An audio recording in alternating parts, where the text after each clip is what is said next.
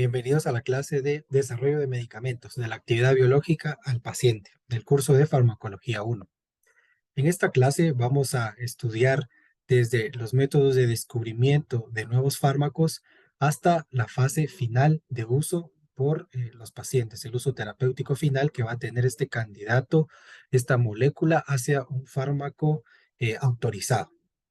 El contenido que abordaremos en esta clase es el siguiente. Vamos a ver la definición de fármacos, que es un repaso que haremos de lo previamente visto en clase, el descubrimiento de nuevos fármacos, cuáles son los enfoques que se tienen, cuál es el mejor enfoque que se utiliza en la actualidad, las etapas de desarrollo de fármacos involucrando la etapa preclínica y etapa clínica.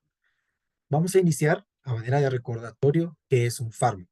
Bueno, un fármaco es una sustancia capaz de modificar los sistemas vivos. Como lo podemos ver en el video, en nuestro cuerpo, todas las células y los tejidos están realizando diferentes procesos.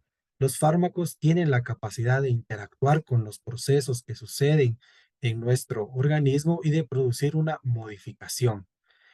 La Organización Mundial de la Salud define un fármaco como toda aquella sustancia que introducida en el organismo puede modificar una o más funciones de este.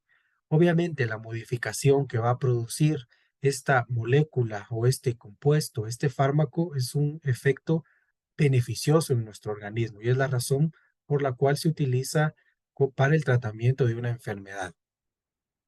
Si somos mucho más específicos en la definición de fármaco, vamos a decir que un fármaco es una sustancia capaz de desencadenar, es decir, de producir una respuesta, de potenciar si hay una respuesta que ya se está produciendo, pero no en la adecuada potencia, de inhibir, es decir, evitar el efecto, o de modular, es decir, de cambiar, de alterar y de regular una respuesta biológica.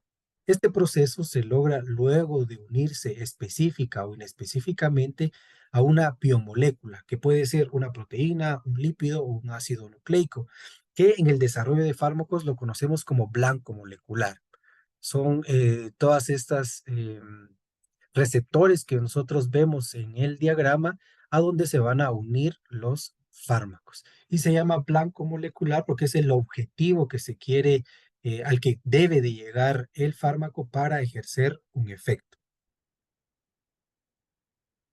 Vamos a hablar de cuatro diferentes enfoques del descubrimiento de nuevos fármacos y pues son algunas alternativas que se utilizan en la actualidad para buscar nuevos medicamentos que puedan ser utilizados para el tratamiento de enfermedades con las cuales en la actualidad se dispone de muy pocas opciones terapéuticas, no se disponen de opciones terapéuticas o se está mejorando el efecto terapéutico.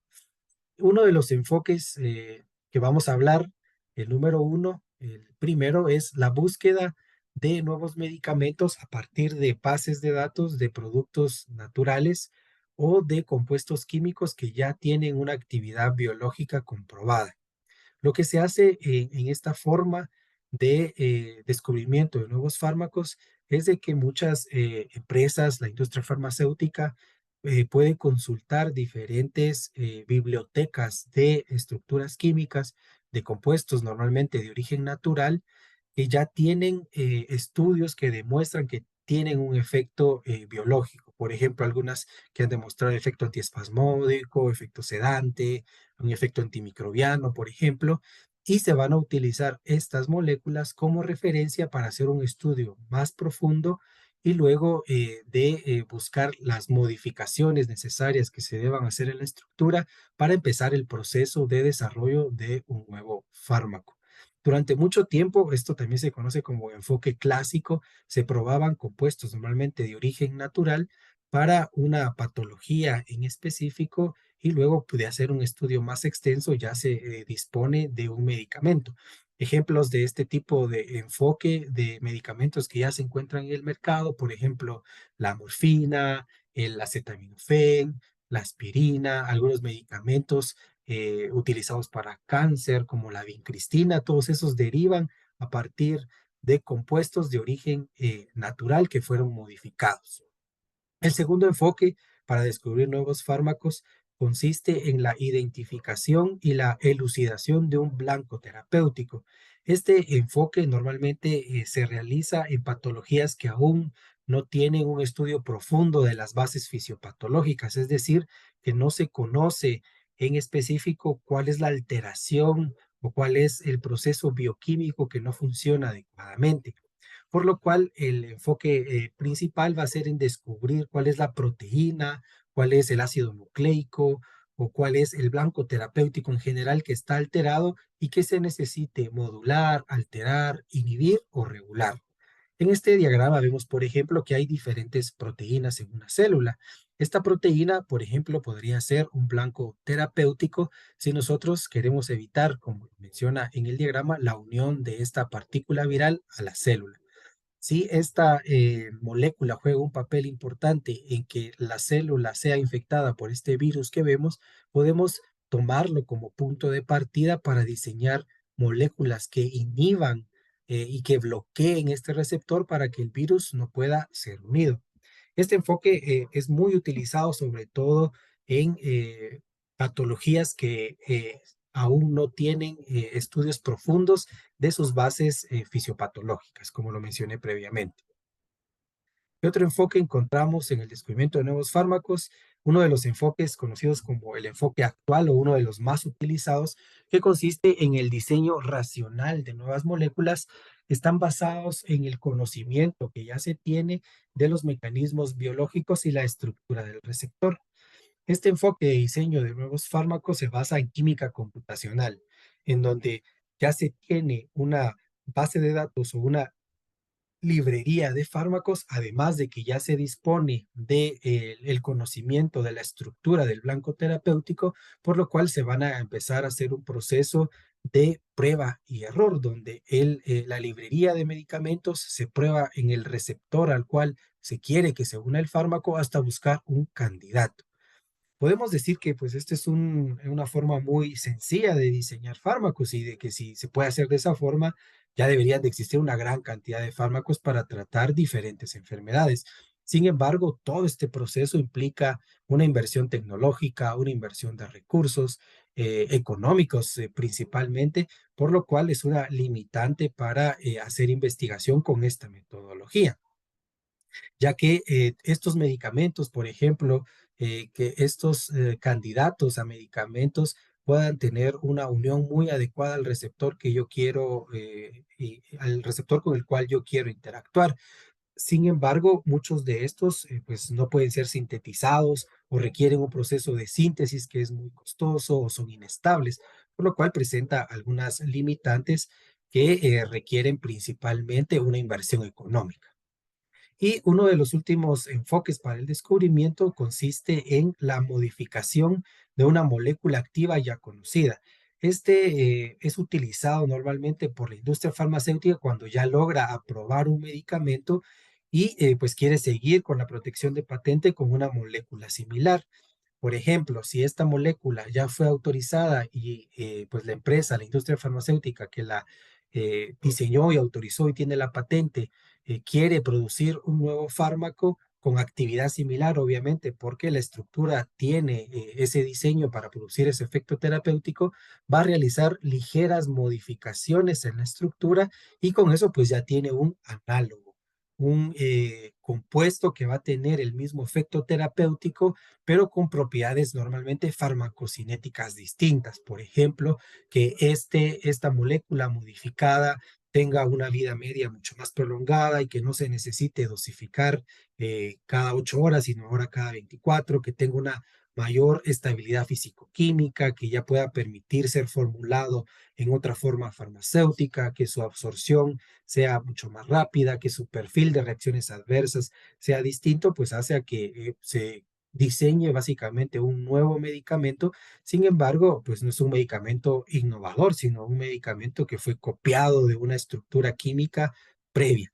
Estos medicamentos también son conocidos como los medicamentos Me Too, es decir, yo también, porque también producen el mismo efecto, pero con un perfil de propiedades farmacocinéticas diferentes. Podemos agrupar los enfoques de desarrollo de nuevos medicamentos como enfoques clásicos y el enfoque actual. El enfoque clásico ya vimos que fue utilizado durante mucho tiempo y era el único que se utilizaba para intentar buscar nuevos fármacos. Era un proceso de prueba y error al azar. En muchos casos, pues tuvieron suerte en encontrar compuestos químicos que tenían una actividad y muchos de los descubrimientos de fármacos fueron por coincidencia. En este enfoque clásico, pues se ensayan varios fármacos o compuestos químicos o compuestos de plantas que son candidatos para producir un efecto en organismos que están con esa patología en específico que yo quiero identificar para lograr separar aquellos que son eficaces y que no tienen efectos tóxicos.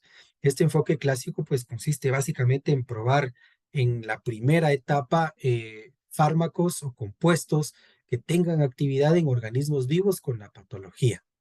Esto permite, pues, de una forma eficaz determinar si este fármaco puede o no va a tener una actividad y si va a ayudar al tratamiento de la enfermedad. Sin embargo, tiene cierto tipo de desventajas y una de ellas es que existe una falta de relación entre el mecanismo de acción y el efecto biológico que está produciendo. En muchas ocasiones se desconoce parcial o totalmente, por lo cual en una fase mucho más avanzada de estudio puede que este fármaco produzca un efecto adecuado en la enfermedad, pero tenga algún perfil de reacciones adversas que al ya ser utilizados en el ser humano no se habían presentado antes en estudios en animales, pero que puedan ser un efecto adverso grave. El enfoque actual que es utilizado por muchas instituciones e industria farmacéutica principalmente es mediante el análisis de química computacional, que consiste, como ya lo había explicado, en el tamizaje de un blanco terapéutico. Existe, ya sea que yo identifique un nuevo blanco terapéutico o una proteína que yo quiera regular, un blanco terapéutico en general, o ya tenga una base de datos en donde esté la estructura química del blanco terapéutico, por lo cual voy a empezar este proceso de búsqueda de candidatos de estructura química que tengan una selectividad y una capacidad de unirse a este receptor. Se explora la base de datos mediante química computacional, son aparatos complejos, obviamente, con una capacidad de hardware y software específico que permite hacer el acoplamiento, identificar todas aquellas moléculas que tienen una buena unión y una estabilidad para unirse a su receptor farmacológico. Una desventaja que tiene el enfoque actual es de que en teoría y a nivel de la computadora in sílico, la interacción que se produce entre este candidato terapéutico y el blanco es muy buena, pero al momento de probarla ya en un modelo de enfermedad, no tiene una eficiencia o por alguna razón en un sistema biológico ya más complejo, donde hay muchas moléculas, como lo veíamos en el video de todas las reacciones que ocurren en el cuerpo, esta molécula sea degradada o por alguna razón no se una con especificidad hacia el blanco terapéutico para el cual se diseñó. Al hacer un análisis, podríamos hacernos esta pregunta. Entonces, ¿cuál es la mejor estrategia para diseñar fármacos? El enfoque clásico que prueba desde el inicio su efecto en modelos in vivo o hacer un enfoque basado en tecnología y química computacional, donde puedo yo ya tener información previa y tenga mucha más seguridad y una probabilidad de que el fármaco vaya a tener una efectividad en la patología. Obviamente nos vamos a guiar más a la parte de química computacional y decir que obviamente esto abre la puerta hacia el diseño de una gran cantidad de fármacos. Sin embargo, ocurre algo curioso. ¿Cuáles son los hechos? Eh, Podemos decir que el enfoque clásico en los primeros hallazgos se debieron a la observación o al azar, que los investigadores pues tuvieron mucha suerte de que este compuesto de planta pues sí tenía actividad para tratar una enfermedad o que esta molécula que tenía otro uso, pues además tenía otra actividad y podía ser utilizada como fármaco, y que ahora al cambiar el enfoque hacia la formación la síntesis de compuestos, perdón, mucho más específicos, la cantidad de fármacos en el mercado ha incrementado en los últimos años. Sin embargo, esto no ha sucedido la cantidad de nuevos fármacos ha permanecido estático desde los años 70 y pues oscila aproximadamente en 20 productos nuevos al año. ¿Por qué sucede esto? Si en teoría ahora estamos produciendo fármacos de una manera mucho más racional, mucho más dirigida y específica. Y existen varias teorías por las cuales sucede esta situación. Una de ellas dice que actualmente estamos creando fármacos mucho más seguros y mucho más eficaces, porque se está haciendo una fase de análisis, una fase de pruebas que me aseguran que al momento de iniciar la fase clínica de ensayos hay una menor probabilidad de efectos adversos graves. Otra dice que esta fase de desarrollo está muy de la mano con toda la parte de genética y que la genética pues no ha logrado llegar a su pico máximo de aplicaciones y que se espera que con el paso de los años en el futuro se demuestre todos los beneficios que tiene la genética y cómo ésta puede ser aplicada para diferentes procesos de desarrollo de fármacos y va a permitir el descubrimiento de una gran cantidad de nuevos fármacos que sean la opción terapéutica para enfermedades que no tienen un tratamiento farmacológico en la actualidad y cambiar, pues, obviamente, el pronóstico de muchas patologías. Aquí podemos ver ya de forma resumida y en una gráfica cómo sucede este proceso de descubrimiento de nuevos fármacos en química computacional y pues podemos partir obviamente de una biblioteca de estructuras, como ya lo hablamos, y también de un receptor. El receptor farmacológico o blanco terapéutico es el punto de partida en conjunto con una biblioteca de la prueba de compuestos que puedan ser candidatos a fármacos, a medicamentos al final. Estas pruebas se realizan in silico, se realizan en la computadora, un software y hardware específico tienen la capacidad de hacer este tipo de análisis para que al final se tengan los hits computacionales. ¿Pero qué es un hit computacional? Un hit computacional son moléculas que han demostrado que tienen una actividad, que tienen selectividad para unirse con su blanco terapéutico y que teóricamente puedan ser efectivos como un fármaco. Esto permite optimizar su potencia, es decir, que no se necesite una gran cantidad de esta molécula para producir el efecto y también el perfil de efectos adversos. Luego de este proceso se tiene una gran cantidad de estructuras, lo vamos a ver más adelante con que se disponen de 10.000 o más de 100 estructuras posibles que sean candidatos a ser utilizados como medicamento en el futuro.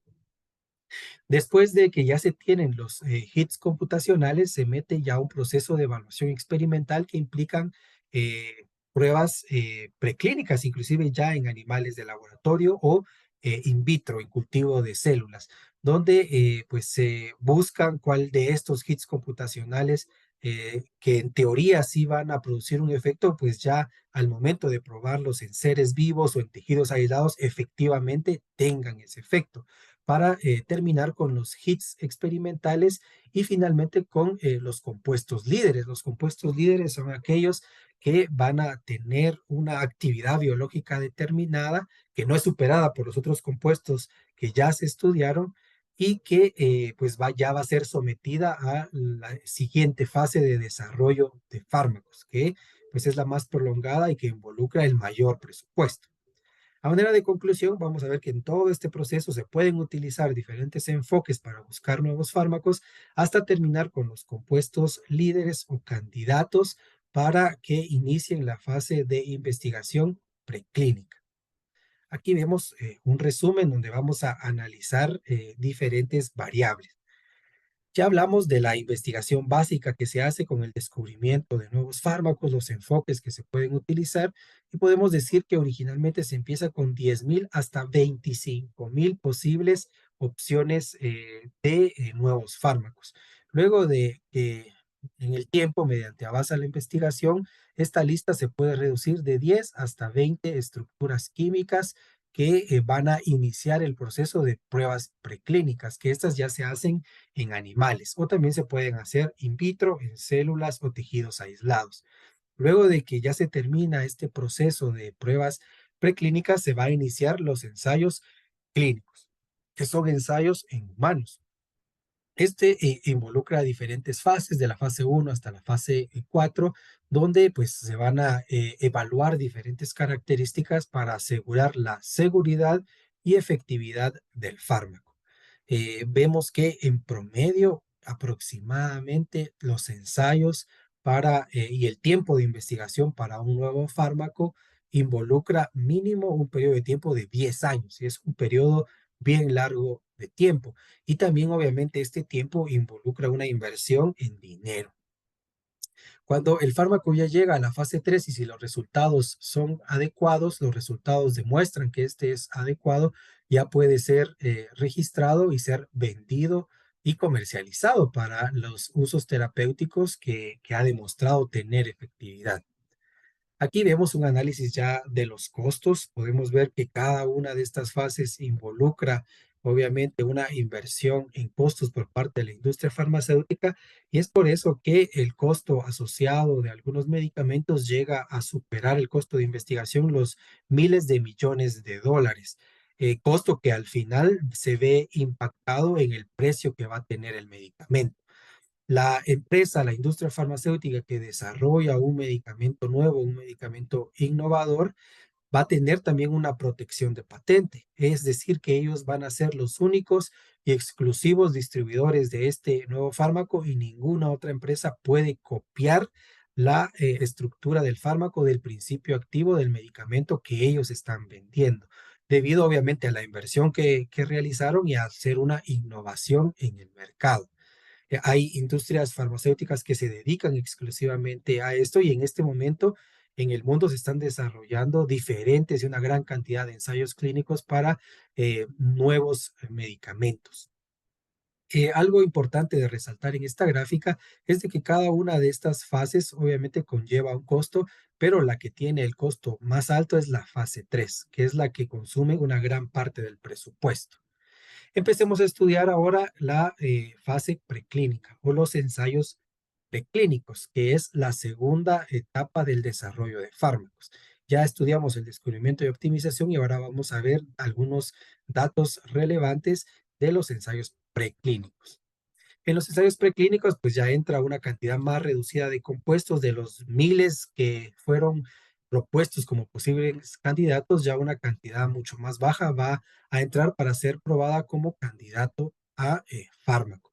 En los ensayos preclínicos se realizan diferentes tipos de experimentos. Uno de ellos es la validación del blanco terapéutico.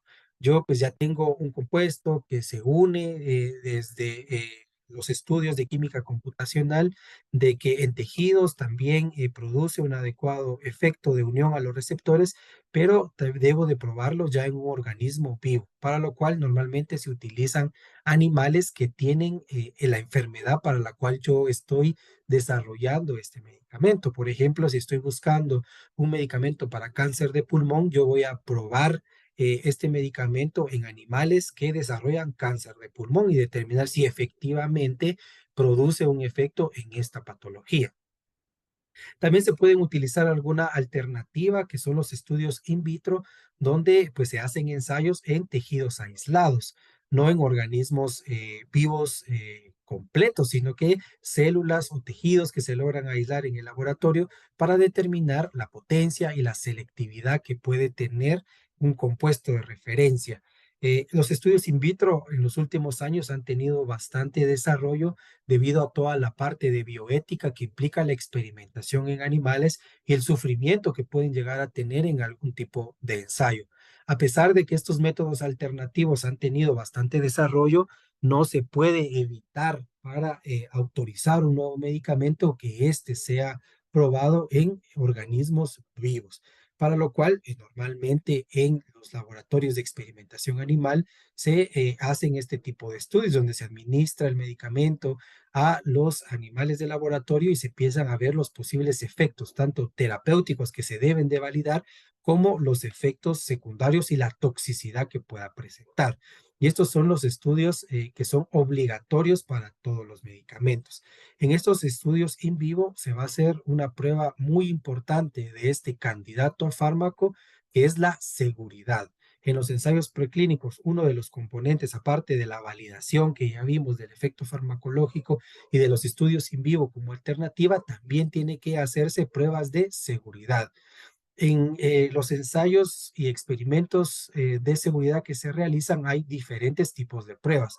Las pruebas de toxicidad son obligatorias para todos los medicamentos y la que nos permite determinar que este compuesto que estoy investigando al ser utilizado en un organismo vivo no produce un efecto tóxico o un efecto letal que si yo avanzo a una fase, por ejemplo, ya en una fase uno de ensayos clínicos, vaya a producir la muerte de los individuos que están participando en este ensayo clínico. El ensayo de toxicidad normalmente se hace en dos especies. Una debe de ser una especie roedora, y que puede ser rata o ratón, y la segunda es una especie no roedora, siendo la más frecuente utilizada el conejo. Se hace por dos vías. Una de las vías más utilizadas es la vía oral, pero debe de también hacerse la prueba con otra vía, sea inhalatoria, tópica, intraperitoneal, intravenosa, para determinar cuál es el efecto del medicamento al ser administrado en una dosis. Los ensayos de toxicidad aguda me determinan un parámetro que es conocido como la dosis letal media y la dosis letal mínima. Estos dos parámetros me dan a mí un rango de seguridad para no llegar a estas dosis al empezar los ensayos clínicos en humanos. ¿Por qué? Porque si yo paso estas dosis, tengo una alta probabilidad de ocasionar la muerte en el paciente, por lo cual me dan a mí este rango de dosis seguras a utilizar. La toxicidad aguda, subaguda o subcrónica es un ensayo donde se prueban tres dosis de igual manera en dos especies y este dura un periodo de tiempo prolongado. Un ensayo de toxicidad aguda dura un mes. Los ensayos subagudos o crónicos duran desde 2 semanas hasta 3 meses para observar cuál es el efecto del uso del medicamento ya por un periodo de tiempo mucho más prolongado, y se ven las alteraciones que se puedan producir en los animales de experimentación. Algo por lo cual ha sido criticado este tipo de ensayos es de que todos los animales que son sometidos a las pruebas de toxicidad son sacrificados y al final sus órganos son analizados para encontrar algún proceso patológico, histopatológico, y de que si a pesar de que en el animal no se observó ninguna manifestación de algún síntoma, de algún efecto adverso, no haya existido un daño pues ya a nivel celular o de tejidos. Los ensayos de toxicidad crónica también deben ser obligatorios en aquellos medicamentos que están destinados a ser utilizados por un periodo de tiempo prolongado, ¿sí? Para enfermedades crónicas que el paciente tiene que administrárselo por un periodo de tiempo importante, hablamos de meses o de años. Estos ensayos ya son mucho más prolongados, la mayoría llevan más de 6 meses y también son hechas en animales de experimentación, una especie roedora y una no roedora como el conejo. Y pues las últimas tres pruebas que se realizan, estas sí son obligatorias con casi que todos los fármacos nuevos que se quieran utilizar y son el potencial carcinógeno, el potencial mutagénico y efectos en la reproducción. ¿Qué es lo que evalúan este tipo de pruebas? Pues su nombre lo indica de una forma muy asertiva. Los efectos sobre el rendimiento reproductivo ven si este medicamento no produce una alteración en la reproducción, en el parto, en los o defectos de nacimiento o en el desarrollo postnatal de las crías de estos animales, ya que si lo producen, pues tienen una alta probabilidad de también producirlo en los seres humanos. El potencial carcinógeno se utiliza para determinar que los fármacos no van a tener un efecto para producir cáncer en alguno de los tipos de células. Y por último, el potencial mutagénico determina que el candidato a fármaco no está produciendo mutaciones en el ADN y que puede llevar a la producción de una gran cantidad de enfermedades por alteración genética. Estos ensayos me permiten a mí asegurar que el candidato a fármaco que estoy estudiando, si cumple con los diferentes criterios de ser pues relativamente seguro, ya que vimos que toda sustancia puede ser tóxica dependiendo de la dosis, pero si los ensayos demuestran un rango de seguridad en la parte de toxicidad, obviamente no debe tener una alteración del rendimiento reproductivo, ni potencial carcinógeno, ni mutagénico, este ya puede pasar a los ensayos de fase 1. Los ensayos preclínicos también deben ser autorizados por una entidad reguladora. Normalmente son los comités de bioética institucionales los que deben autorizar estos ensayos para realizarse en animales, y ya los ensayos clínicos que involucran a los seres humanos son autorizados por las entidades reguladoras de salud de cada país. Y obviamente son mucho más estrictas en los requisitos y en los procesos que se deben de realizar para llevar a cabo este ensayo clínico. Adelantándonos, vamos a ver que los ensayos clínicos van a tener cierto tipo de diseño o formas en las que son estructurados o realizados. Hay ensayos clínicos que son controlados o con grupo testigo. ¿Qué quiere decir esto? Que en estos ensayos normalmente se van a tener dos grupos de pacientes. Un grupo que recibe el tratamiento y otro grupo que va a servir como grupo control, que no va a recibir el medicamento, sino que va a recibir un placebo. Por ejemplo, ellos, si el medicamento fuera por vía oral y una tableta, ellos van a recibir una tableta con el principio activo, y ellos van a recibir de igual manera una tableta idéntica, pero sin principio activo, únicamente excipientes. Este tipo de ensayos me permiten a mí analizar que realmente los resultados que estoy obteniendo es porque el medicamento está produciendo un efecto en los pacientes y no es una alteración que sucedió espontáneamente o por alguna razón pues se alteró este parámetro en el paciente. También está el diseño de ensayos clínicos cruzado. Este diseño de ensayo cruzado consiste en que de igual manera se tienen dos grupos de pacientes.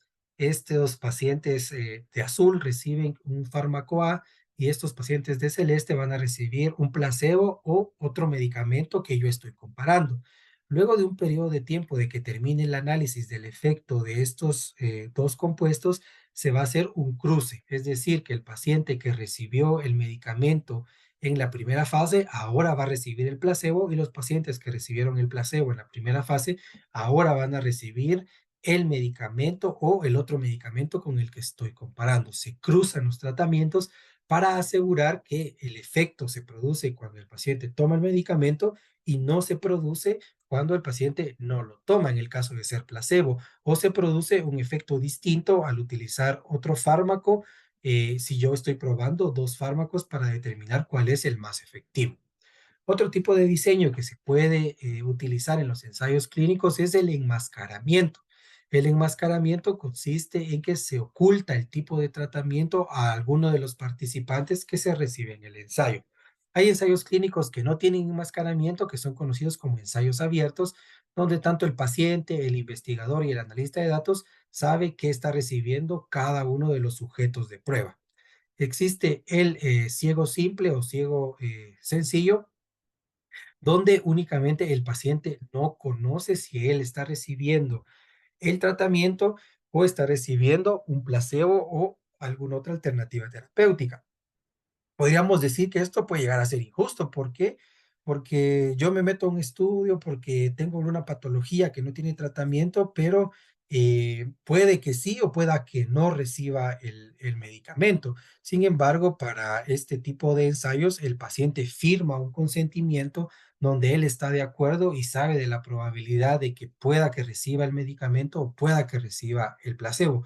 Y él está consciente y de acuerdo con esa condición. Existe el doble ciego, donde ni el paciente ni el investigador conoce que está recibiendo. Se hace este doble ciego porque en muchos casos se ha visto que existe un sesgo por parte del investigador cuando está analizando si el paciente tiene o no tiene un efecto beneficioso, o si la enfermedad está avanzando, o cuál es el avance real de la enfermedad, a crear un sesgo en decir, ah, bueno, este paciente está recibiendo el medicamento, entonces pues yo veo una mejoría, a intentar tener una sugestión y a evaluar de forma positiva al paciente que sí está teniendo el tratamiento. Y de que cuando evalúe a un paciente que recibe el placebo, utilice diferentes criterios, teniendo esta preconcepción de que pues no se va a producir el efecto que está siendo estudiado en ese ensayo clínico. Y por último tenemos el triple ciego, porque inclusive puede haber cierto sesgo en el analista de datos cuando esté pues tabulando los datos y que pueda considerar que algún dato no fue correcto y que se repita alguna medición. Se evita eso con el triple ciego, donde ninguno de los tres principales que puede tener una injerencia sobre los resultados sepa lo que está recibiendo cada uno de los sujetos de experimentación. Lo más común y muy utilizado en ensayos clínicos es el doble ciego. Y empecemos ya el análisis de cada una de las etapas de los ensayos clínicos que, recordamos, ya se realiza en seres humanos. Y vamos a iniciar, obviamente, con la fase uno. La fase uno es una de las fases importantes en el desarrollo de fármacos y acá algo característico es de que participan voluntarios sanos y es un número reducido de pacientes, desde 20 hasta 100 pacientes. Participan voluntarios sanos, aún por ejemplo, si yo estoy investigando un medicamento que va a ser utilizado para neumonía o para pacientes diabéticos, yo no voy a reclutar a pacientes que tengan neumonía o pacientes diabéticos, no tienen que ser voluntarios sanos, inclusive en algunos casos se realizan exámenes para determinar que el paciente está clínicamente sano y que no tiene ninguna otra enfermedad.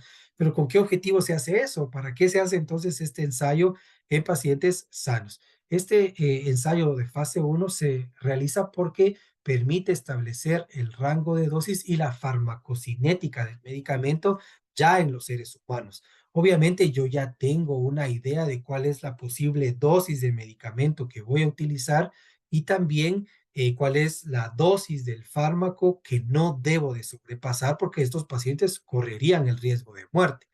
Además, que voy a empezar a tener datos estadísticos del perfil farmacocinético. Voy a conocer su porcentaje de absorción, su distribución, su metabolismo, la eliminación, la vida media, cada cuánto debe de pautarse, qué tejidos penetra, qué tejidos no logra concentraciones.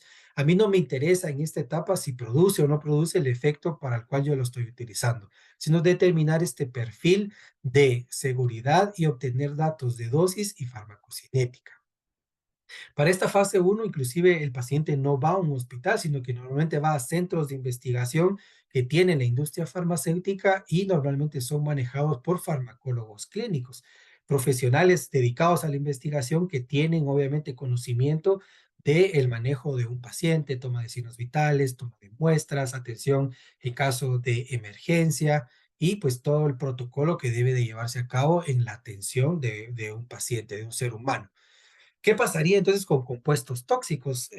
Para iniciar, diríamos que un compuesto tóxico no pasaría a una fase uno de ensayos clínicos, pero pues sí pasan algunos medicamentos. ¿Por qué? Porque son medicamentos cuyo mecanismo de acción es un efecto tóxico. Específicamente hablamos, por ejemplo, de medicamentos para cáncer. Los medicamentos para cáncer van a tener un perfil de toxicidad importante y son medicamentos que pasaron por una fase uno. En el caso de este tipo de compuestos, los pacientes de la fase uno sí son pacientes que ya tienen la patología, o por ejemplo, pacientes con cáncer. ¿Por qué? Porque tampoco podemos arriesgar a pacientes sanos a que vayan a tener algún tipo de repercusión a largo plazo, desarrollen una enfermedad por el uso de este tipo de compuestos.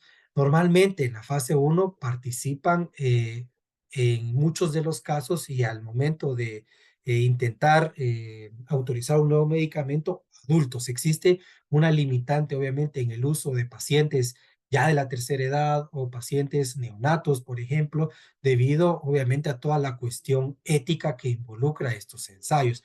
Durante los últimos años ya se están haciendo cierto tipo de regulaciones para también incluir a niños dentro de los ensayos clínicos y que pues permitan desarrollar medicamentos con un perfil de seguridad y con estudios en niños que demuestren que son adecuados.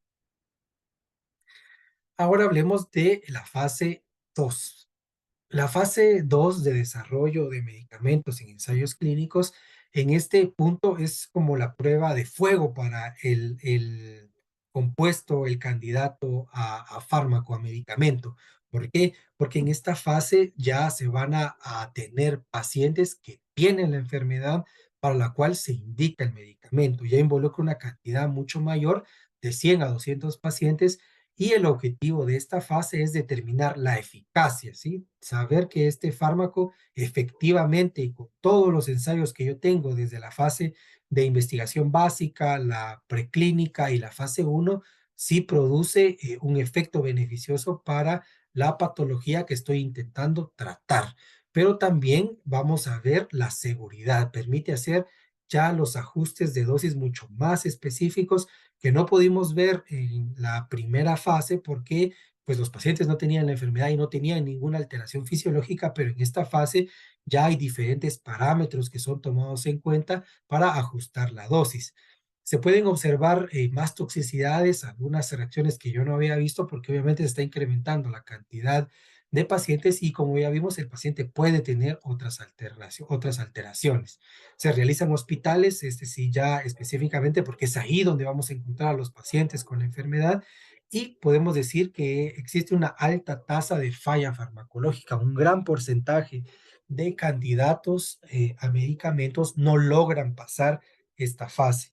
En muchas ocasiones, pues se tienen datos muy adecuados, prometedores, una eficacia adecuada, el medicamento pues sí está teniendo los resultados esperados, pero al momento de ya ser utilizado en individuos que tienen la enfermedad, no produce ningún efecto. Y aquí pueden haber muchos medicamentos, inclusive que se han invertido en ellos una gran cantidad de medicamentos, pero lamentablemente no tienen una efectividad. ¿Y a qué puede deberse eso? Pues se debe a múltiples razones.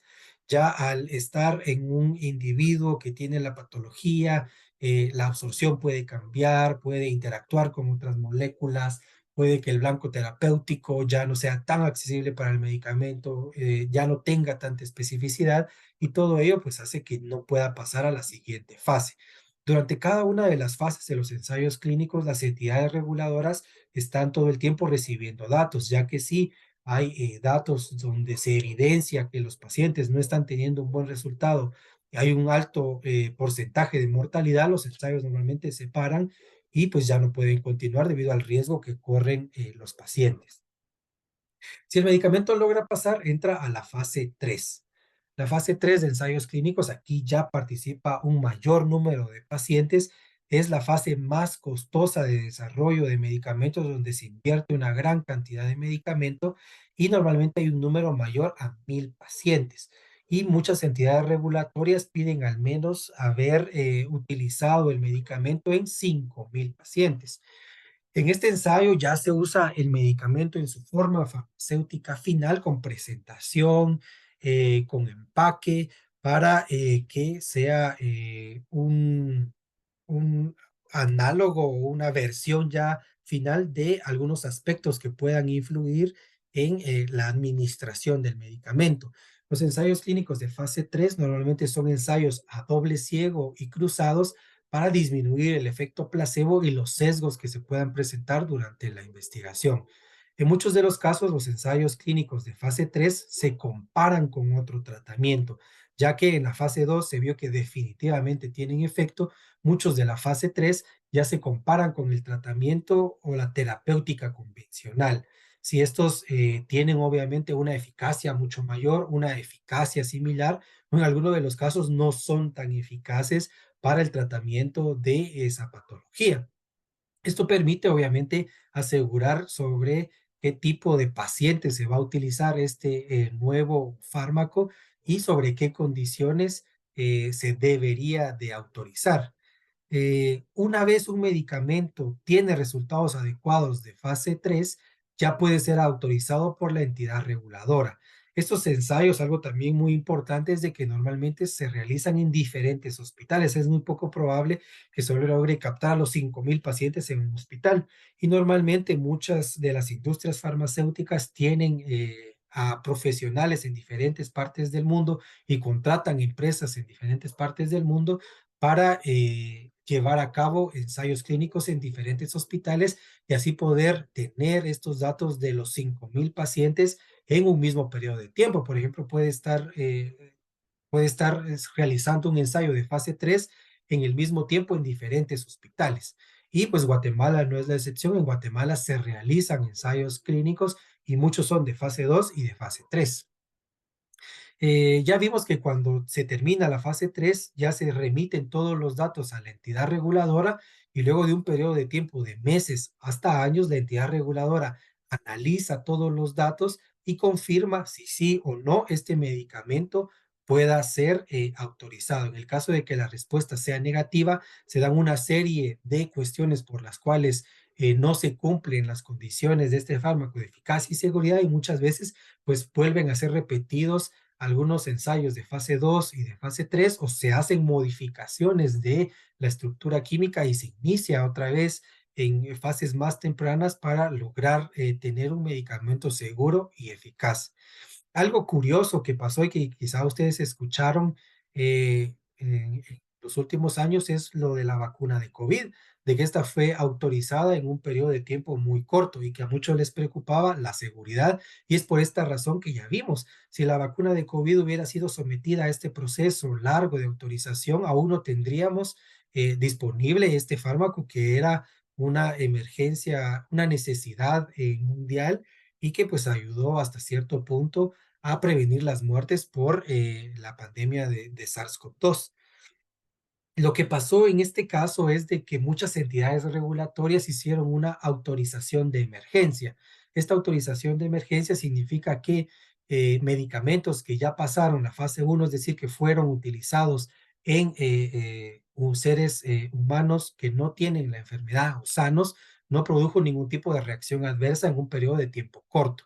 Por lo cual, este puede ser autorizado como un medicamento de emergencia, obviamente poniendo mucha observación a los resultados que se producían en el paciente durante este periodo en el que está siendo utilizado y que su registro y su autorización puede ser revocada en cualquier momento si hay datos que demuestran que producen efectos adversos graves en el paciente o no tienen la efectividad adecuada. Las vacunas de COVID, muchas fueron autorizadas únicamente al terminar la fase uno y algunas lograron avanzar inclusive a la fase 2 y ser autorizadas en ese punto.